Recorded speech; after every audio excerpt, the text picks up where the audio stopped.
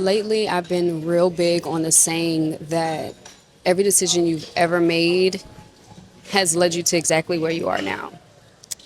And to think that every decision I've ever made has landed me at this moment right now at the Delta Lounge in New York, the LGA airport, literally drinking champagne, French 75 at 8:30 in the morning, and coming from a very successful trip with my team that was all paid for. Like I had to want, like I didn't want for anything. All expenses were covered, everything from Ubers to food, and like it's just amazing. And still making money in my sleep. You know what I mean? Like every decision that I've ever made has led me to basically a luxury lounge in one of the most high earning cities in America, celebrating life with one of my favorite cocktails, still making money, basically always on the clock, even when I'm technically off the clock, and just having been taken care of like since I got here till it's time to go. And it's just a crazy thought when you think about it because my life has been far from perfect. My upbringing has been far from ideal. Friends that I've made have come and gone. Some investments that I made, never got a return on it, like never got a return on the investment. And like so many bad decisions were made. Like not every decision that I made was a good decision. And like if that doesn't show, emphasize, just magnify how good God is, I don't know what does. I have no idea because this is the stuff of my dreams. Like this is my dream put in front of my face. Like now I can touch it, I can see it, I can smell it. The people that are around me, like they were in these dreams. And it's here. Like I'm in the dream. I'm in it right now. I'm heading home, about to go home to my daughter, to my son, to my house, my jacuzzi tub. Like it's just so crazy to think. And I always try to keep that mentality moving forward and affirm that every decision that I'm making is the best one. Every decision that I'm making is one that's going to make me richer, make me a better decision maker, make me a better person, have better relationships, better connections, healthier, wiser, smarter, more valuable. These days, I think I see exactly how important it is to watch what you say and watch what you think and watch how you feel, especially about your life, because you're the one creating it. Everything that you see in your mind's eye ultimately is like a desire of your heart. A lot of them, too, are visions that God has given you, you know? God, universe, source, whatever I call him. God, the Father. I might throw in, the universe there, but that's like, the uncle or something, the cool uncle. They always got the money, like my Uncle Victor. But I watch what I say. I watch what I say. I watch who I'm around and what they say because I realize that I'm constantly creating a world that is so fit for me and my dreams. I have no desire to be around anyone that does not believe in themselves so intensely. Because with everybody, with I think everybody being like a reflection of me, you have to believe yourself, like believe in yourself to be around me for true. Because I watch what I say all of the time. Everything that I speak out of my mouth, that like literally just I put out there, has to be a good thing. It has to be a positive thing. It has to be a valuable thing. Just because I have seen where I've come from to where I am in this exact moment.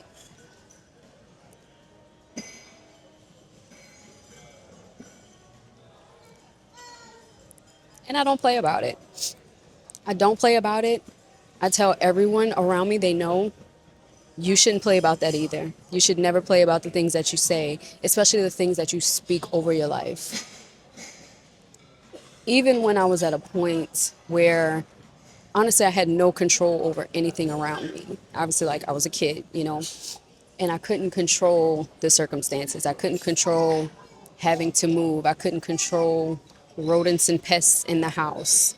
Like I couldn't control shootings outside. I couldn't control deaths and arrests and, you know, drug addicted people's around me. Like all of that was absolutely out of my control.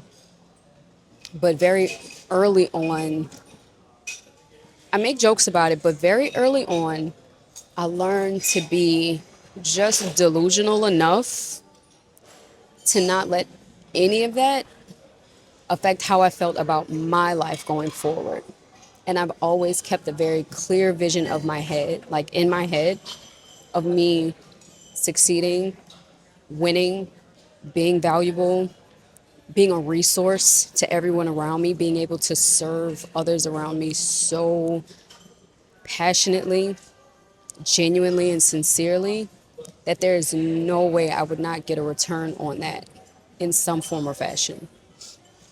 And that's for anybody. People I don't know on the street, my kids especially, I'm absolutely obligated to them. But anyone that I'm connected to, I do my best to go the extra mile as best as possible because I truly have seen how that comes back to you. And it's not always instant. It's not always instant. But I swear, it's like there's a deposit somewhere, like an empty little bank deposit that every time you think a good thought, you say a good word, you do a good deed, anything that you do good gets put into that bank deposit. And when God is ready to cash out on you, oh my gosh, it doesn't stop. It doesn't stop. The blessings rain down, and I'm drenched in them right now. Like, so much so, like, I just had a burning feeling to just express so much gratitude, but I feel that daily.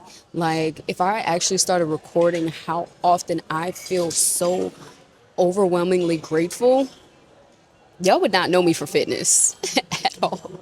At all.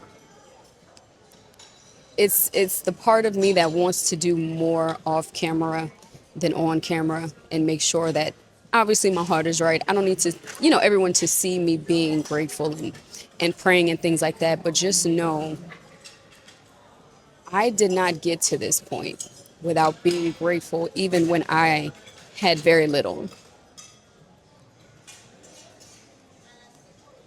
And now I have a lot. Not just physically, I just have I just have a lot more love in my heart for everything and everyone around me, so much so that I know when I ask, I am going to receive. I know that when I knock on the door, it will be open.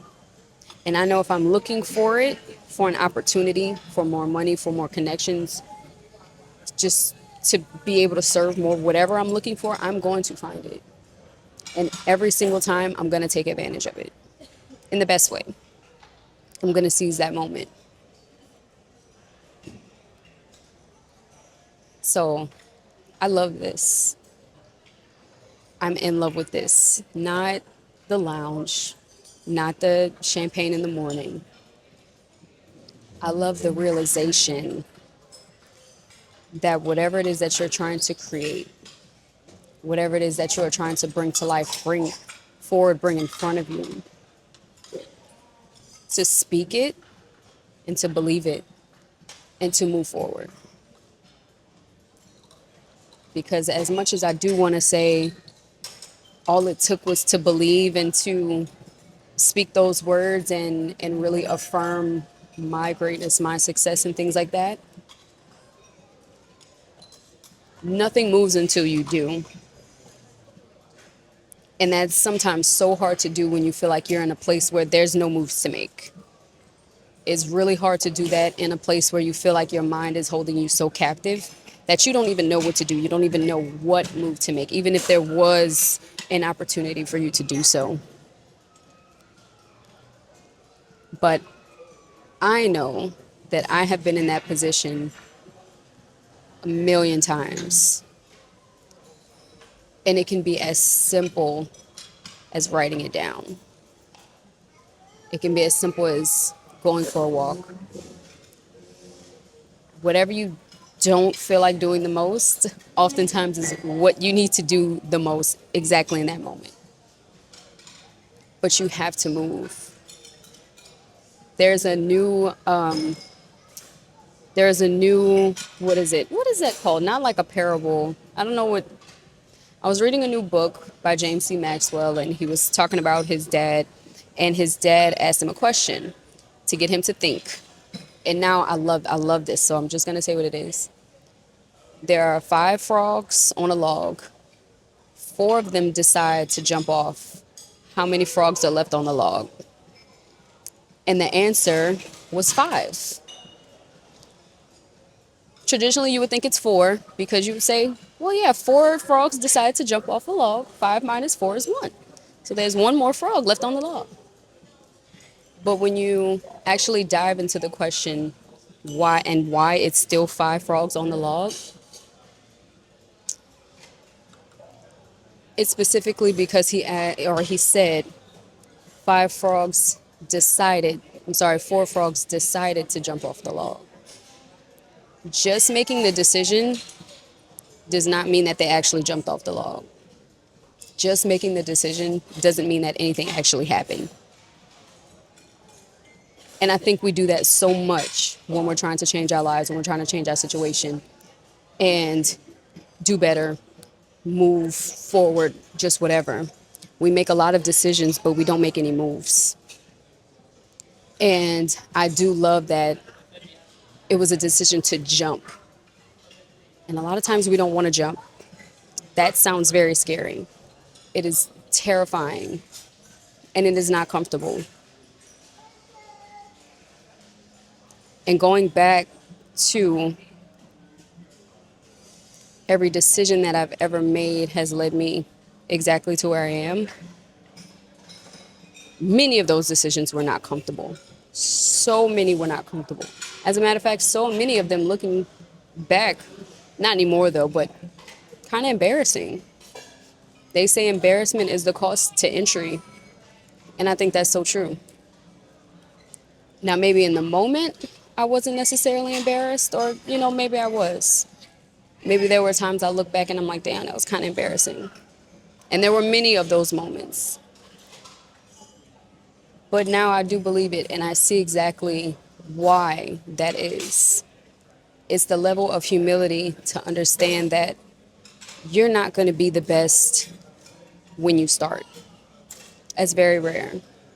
And even if you are the best when you start, that's usually not what's going to keep you going. Like that level that you're at right now where you are the best is not going to keep you going the entire time. At some point it's going to stop and you're going to have to try something else, try something new, try something uncomfortable, and ultimately not be embarrassed when you're starting again, and be okay with not being seen in the light that you might want to be seen in.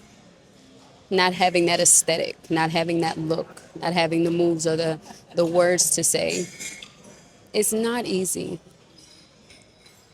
But if you have that vision in your mind's eye, I don't know what else to call it. It sounds so esoteric. But if you have that thought, that dream, that idea, and you have it clearly, every decision you make is the best one. And you have to believe that. You cannot believe that there's any other world that exists where you're not going to make it, where you're not going to succeed, where you're not going to be the best version possible of yourself, where you're not going to grow, where you're not going to make more money, where you're not going to be more successful, where you're not going to impact the people around you for the better, when you're not going to be a better parent, mother, wife, husband, father, business owner, whatever it is, creator. You can like it should not exist in your mind at all. In every world, in every universe, in every situation, every circumstance, you have to see yourself winning in some kind of way.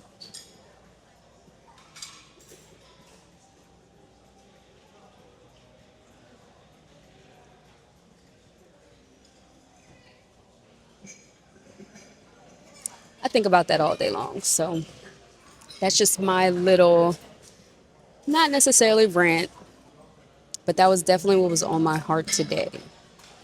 And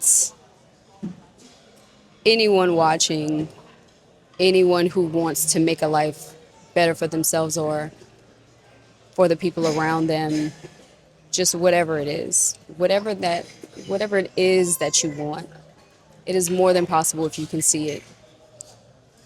You have to believe in yourself more than anybody else does. No one else is going to want what you want for you more than you. But it all starts with what you tell yourself. And I'm going to leave it there. So I love you guys. And yeah, I'm going to finish my drink before my flight in an hour. So I love you. Subscribe to Vibe, hear me talk or whatever. And yeah, bye.